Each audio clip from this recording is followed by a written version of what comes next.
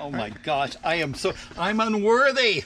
You are unworthy. What is this? This is going to be a video about diabetes. Okay, the problem with diabetes is not that you die, but you have heart disease. You start losing your extremities.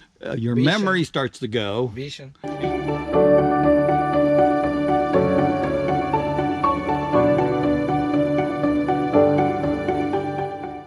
When we first come down here over where Spanish Springs on the square. Yep. And it's Augustine's now. Augustine's Oh. 1812. In the corner. But it used to be plain Augustine's. All right. And they had a brewery in there. They did? They did. Why they took it out? Well, the guy sold the restaurant, and you know you can't sell your license with the like beer, restaurant. yeah. So they didn't have. That's why the next one that went in didn't have a I mean, beer you license. can't sell it, but it's gonna be a lot of money. Yeah. So he took it with him. He went up to Gainesville and opened up there Okay. around the college, and he kept his liquor permit with him. Yeah.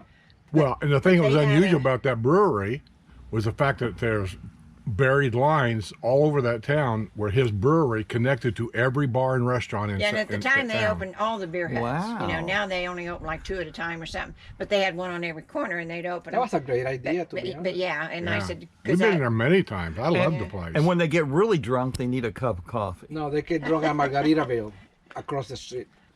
That's why you see everything on his video. I said this time of year I would be having the Irish coffee. He would go get me an Irish coffee because it'd be cold. So now that I got this thing working again, tell us once again about how do you die with diabetes? Piece at a time. The problem is not that you die; it's the complications. So due to dying is that. not a problem, When you're dead, you're dead. but it's not a problem. It's a one-time deal when you It's die. a one time. But if you start to lose your extremities, you start to lose your eyesight, your kidneys start to fail, and it happens real slow. And it also affects other functions in men, You mean like what? memory? Like hand? of memory and other things. And you won't want You your mean I blood. can't bend over and put my socks on? I didn't say that. You can say that. But that's the problem with diabetes is that you have all these complications and you suffer, and we keep you alive because we have the technology. See, that's the problem right there. You want to keep us alive to keep suffering. I will pull the plug in a minute. I tell you, she knows that I mean this. What you meant? Well, Why do you think about assisted Yeah, I don't want you to suicide? suffer. You've seen a lot in the hospitals. Yes. Well, hospice kind of does something Hospice- similar to that. I'm not going to say anything because I've often when you get suspected there- that. Well, I mean, just like they the call it situation, in my comfort opinion, care Yeah. or I've palliative seen care, cases and Yeah. it is fun, you know? you help someone you know, to move on because they don't really have it's anything kind else of to a live crapshoot. for. They're all I mean, I get why. I kinda feel that way their now. diabetes got out of control. I kind of feel that way now. Can I get hospice care now? Those people are suffering If like your crazy. doctor Yeah. diagnoses as terminal, You you can get it. But I keep getting a new doctor every 2 years.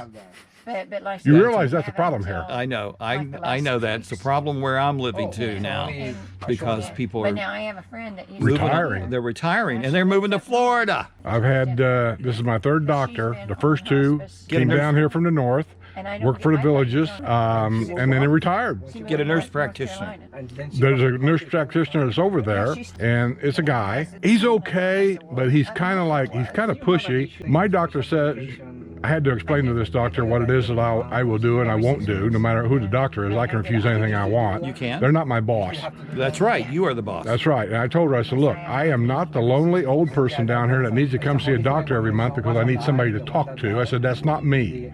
I don't want to come in here twice a year. He had to go, we had to go She to said, well, the place. it's only 2 visits. I said, it's never 2 visits. If I say anything to you, you're going to send me to another doctor for an x-ray or another doctor for an MRI or whatever. It goes on and on. That ain't me. So after we kind of got this all straightened out with my first initial conversation with this new doctor, Even though he passed away, as we're leaving, she said, well, I'll just make your visits once a year. I said, I'm good with that. That's good. we got And so as they're leaving, here comes the nurse practitioner, or whatever you want to call it. Okay. Okay. She said, oh, hold on, Mr. Smith, hold on. I need you to go back in that room. He said, I got to do this or that, whatever it was. I just looked at the doctor. She looked at him. She goes, we'll do this some other time. Right now it's not a good time. he starts arguing with the doctor about, no, this has got to be done. This is part of protocol. This is what we got to do. And so I just kept walking and went out the door. Okay. Okay. Good for you. Well, I'm just saying. I mean, You're in charge. I'm in charge. Always remember that. And I am in charge. Yeah, it's patient-centered care is what I call it. And there's this other kind of medicine called boutique medicine where you pay the doctor a fee of so many dollars a month, and then he only sees you when you need him. And I can tell you, they want to see you very little now. Oh, yeah?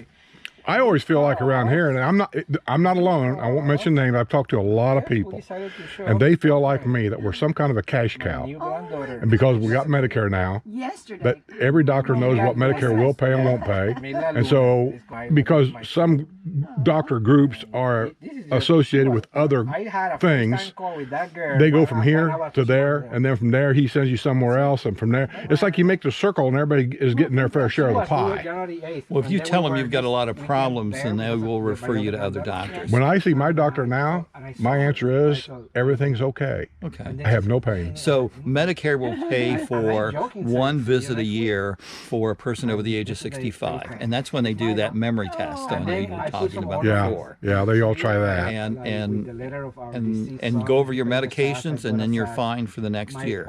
Yeah. Just say you want your. Here's where it really pisses me off. If you go in with the simplest thing, like I've got arthritis in my lower back. This new doctor, first time I've heard this, she says everybody has that. I said everybody does? She said, yeah, if you're over the age of, I forget what she said, 65 or something like that. She says like cataracts. Everybody's got them. It's just different forms or different levels of where you might be at. Correct. I said, well, my problem is I don't want surgery. I don't want to go in for a bunch of spinal thing. I said, but at the same time, I can't get doctors to give me a low-grade pain pill when it's really bothering me. I said, all you guys ever say is Excedrin. This takes Excedrin doesn't do anything. What do you want him to give you? Some kind of a low-grade pharmaceutical pain drug that actually works. Narcotic? I don't know, whatever they give you.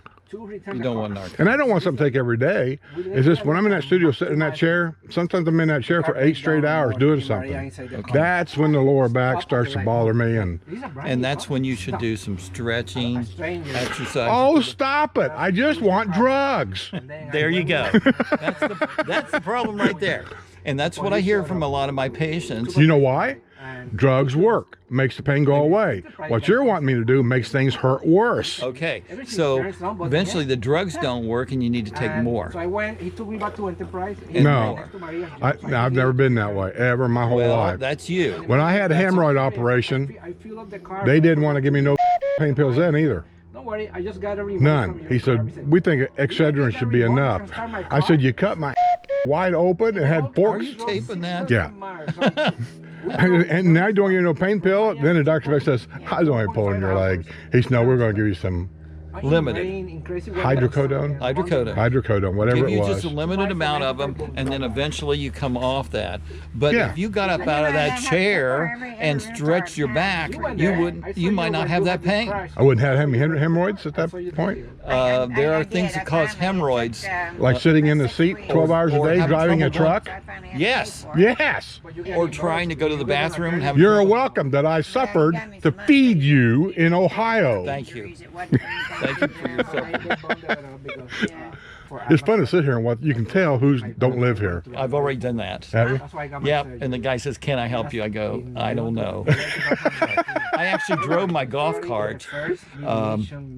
Looked at the GPS and almost drove out onto a roundabout because I was looking at the GPS.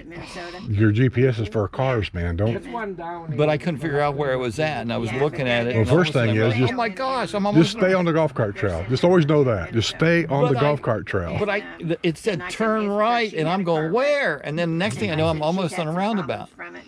Here in our area, south of 466A, you never go past the guard shack. Period. Oh, well, nobody told me that. Yeah, you'll see a brick road or something goes right. Yes, I saw that. A sign, golf carts go left or right on that brick You need road. to tell people that.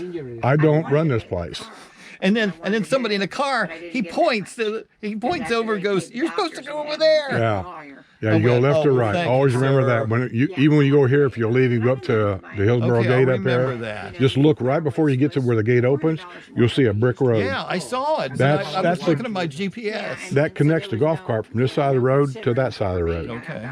Or you can turn left on Hillsborough and stay in the golf cart trail. Yeah, I wanted to be able But to pay that's that what that's off. for. It's just kind of like a sign saying, And I did remember taking my keys out of my golf cart, good. but I left my GPS phone in there. Yeah. Okay. Okay, Wait. tell me Wait. this I'm looking. Oh, see. Look how good he shows up. Now, you gonna get my shirt? Oh, I have to do that too. Yeah. Okay, wait a minute. Slow still. So I get close Steve. enough. Okay, I got a picture of the shirt. You want me? You're gonna say something now? Yeah. Well, wait a minute. Don't leave your keys in your golf cart. Wait a minute. Now I got to back up. Now do it. Don't leave your keys in your golf cart. Got it.